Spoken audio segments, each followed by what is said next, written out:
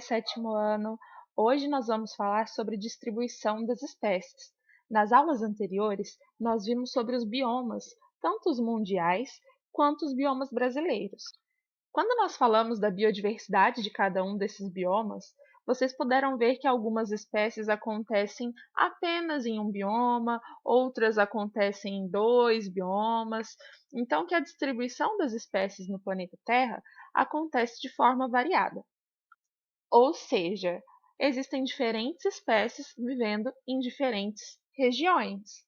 Então, aqui nós temos que denominar quais são os tipos de espécies que nós temos.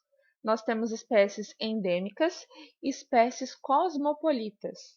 As espécies endêmicas são espécies naturalmente encontradas somente em áreas específicas. Por exemplo, na primeira imagem nós temos um canguru. O canguru, ele é uma espécie endêmica da Austrália. Ele só acontece nessa região. Na segunda espécie, nós temos um cacto mandacaru, que ele acontece só aqui no Brasil, lá na Caatinga. Existem várias outras espécies endêmicas de regiões diferentes.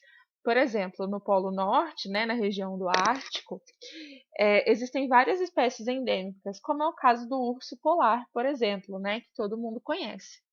Então, as espécies endêmicas dessa região, elas vão ser afetadas por uma série de fatores que só possibilitam que esses organismos vivam nesse local, como vocês vão ver um pouquinho mais para frente. E aqui nós temos as espécies cosmopolitas, que são amplamente distribuídas, podendo ser encontradas naturalmente em vários continentes, em várias regiões diferentes. Aqui nessa primeira imagem nós temos o pardal, que ele era uma espécie antes encontrada no Oriente Médio, que foi onde teve a origem da espécie, mas ele se dispersou pela Europa, pela Ásia, e hoje ele é encontrado em diversas regiões do mundo. E a orca também, que habita todos os oceanos. Então são duas espécies cosmopolitas. Existem várias outras, como a barata, por exemplo, e também nós, seres humanos, certo? Que nós habitamos aí todos os continentes do planeta. Então, nós sabemos que existem biomas bastante amplos com características semelhantes, entre um e outro. Só que, mesmo assim, cada um deles vão apresentar espécies diferentes. E por que nós temos espécies endêmicas e espécies cosmopolitas? Por exemplo, o urso polar. Por que ele é encontrado só no Polo Norte e não no Polo Sul?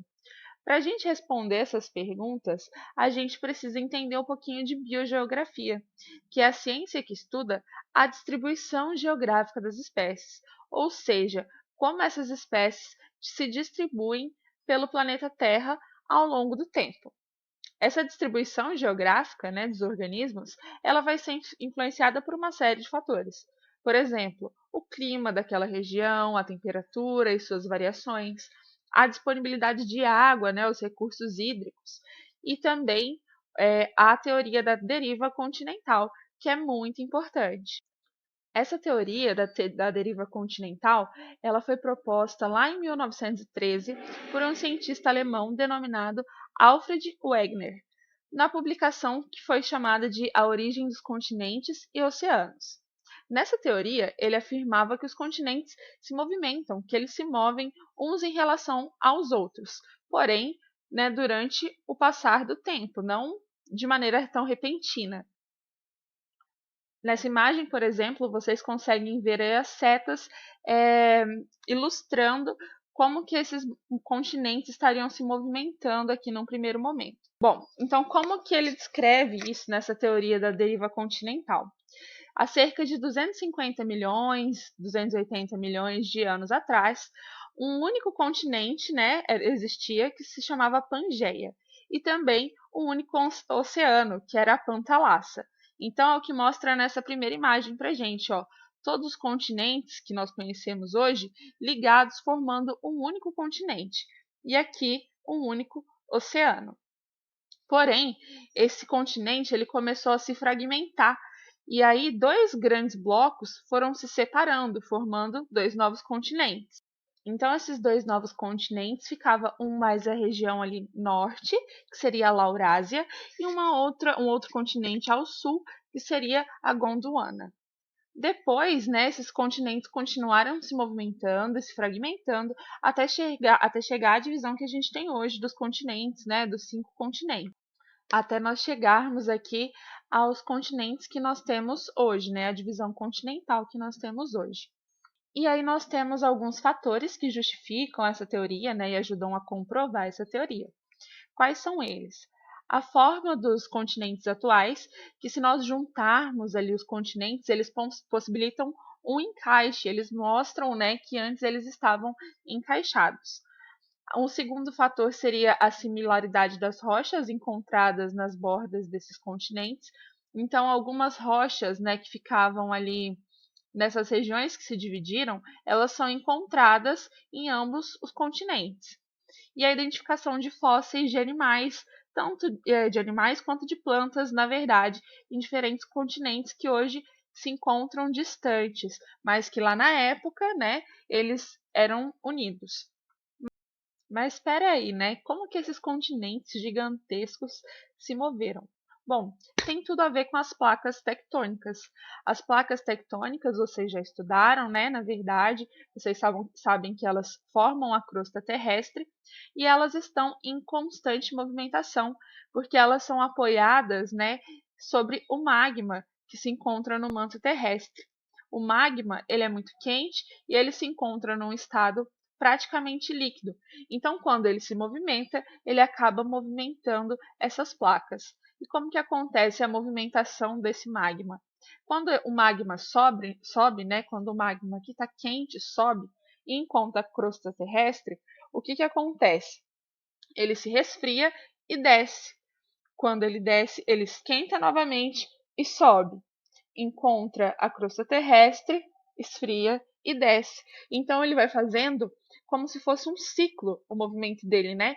Vai fazendo como se fosse círculos mesmo. E esse movimento vai empurrando essas placas tectônicas. E aí, quando elas se movem de maneira mais brusca, mais rápida, se chocam de forma mais forte, a gente tem aí uns fenômenos, né, desastres naturais, como o caso de erupções vulcânicas, de terremotos e também de tsunamis. Essa imagem aqui é só para mostrar para vocês a divisão das placas tectônicas e as setas mostram como cada uma dessas placas se movimenta. Bom, e aqui para fechar, nós temos um estudo das costas sul-americana e africana, que elas foram extremamente importantes, né? Esse estudo dessa região, dessas duas regiões, foi extremamente importante na teoria da deriva continental, porque ela possibilitou comprovar que essas costas eram unidas muito antigamente. E além, né, dela conseguir comprovar, ajudar a comprovar que elas eram unidas, ela também comprova que elas se separaram aí, começaram a se separar 220 milhões de anos atrás. Então, quais são as evidências que possibilitaram essa comprovação? A primeira é que nós temos um encaixe entre as costas, né? Aqui a sul-americana e a africana. Se vocês repararem aqui, né, elas realmente encaixam. Então, toda essa parte que corresponderia, por exemplo, aqui à costa do Brasil, ela estaria, né, provavelmente ligada ali a essa parte aqui da África. Essa segunda imagem apresenta formações rochosas da costa brasileira e também da africana. Essa aqui primeira, por exemplo, é lá no Rio Grande do Sul, no Brasil. E essa aqui é na Namíbia, na África. Se vocês olharem aqui no mapa, o Rio Grande do Sul e a Namíbia, eles eram ligados. E essas rochas, né, são do mesmo tipo, encontradas exatamente na região em que estariam ligadas, o que é considerado uma evidência.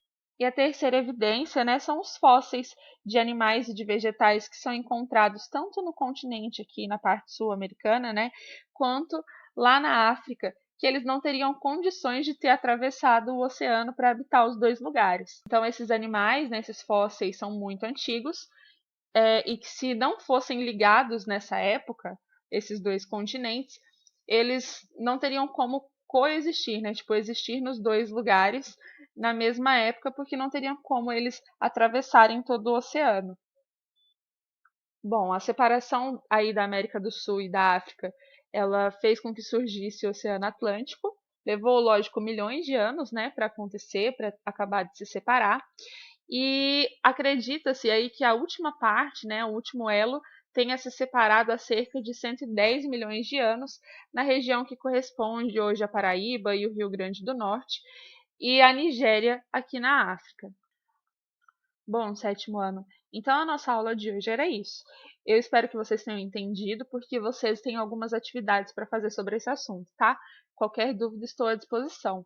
Um beijo e bons estudos!